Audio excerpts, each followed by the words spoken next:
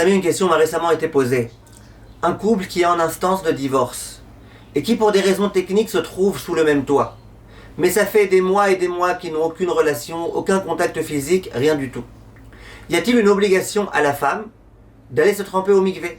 La femme, elle a eu ses règles, maintenant elle pourrait se purifier, elle sait que de toute façon ni elle embrassera son mari, ni elle le touchera, ni rien du tout, elle passera même pas d'objet de main en main.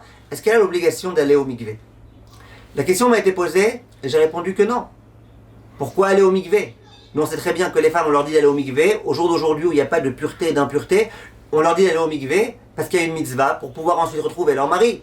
Mais si dans tous les cas ils ne retrouvent pas leur mari, à quoi ça sert qu'elles aillent au mikvé? Et la dame elle me retéléphone, elle me dit mais vous êtes sûr? Parce que j'ai entendu de 3 rabbinim francophones différents que c'est un devoir et que tant qu'on est sous le même toit, on est obligé d'aller au mikvé et qu'il n'y a pas le choix. Et j'ai tout de suite entendu qu'il y avait cette espèce d'idée là. Vous savez, souvent chez les Français, il y a ces idées préconçues là. Vous savez, les phrases qu'on répète comme ça, qui sont écrites nulle part, mais que tout le monde répète. Tant qu'on est sous le même toit, alors il faut absolument aller au mikvé. Comme si c'était une halakha les Moshe Misinaï. J'ai dit à cette personne, écoutez, vous me donnez le nom de 3 rabbinim francophones, vous me faites peur, alors je vais quand même vérifier. J'ai appelé le grand décisionnaire de la génération, Rav Asher Weiss, il était tout à fait d'accord avec moi. Il me dit non, il n'y a aucune obligation, s'ils ne sont pas ensemble, ils ne vont pas être ensemble. Il ne se passe pas d'objet de main en main.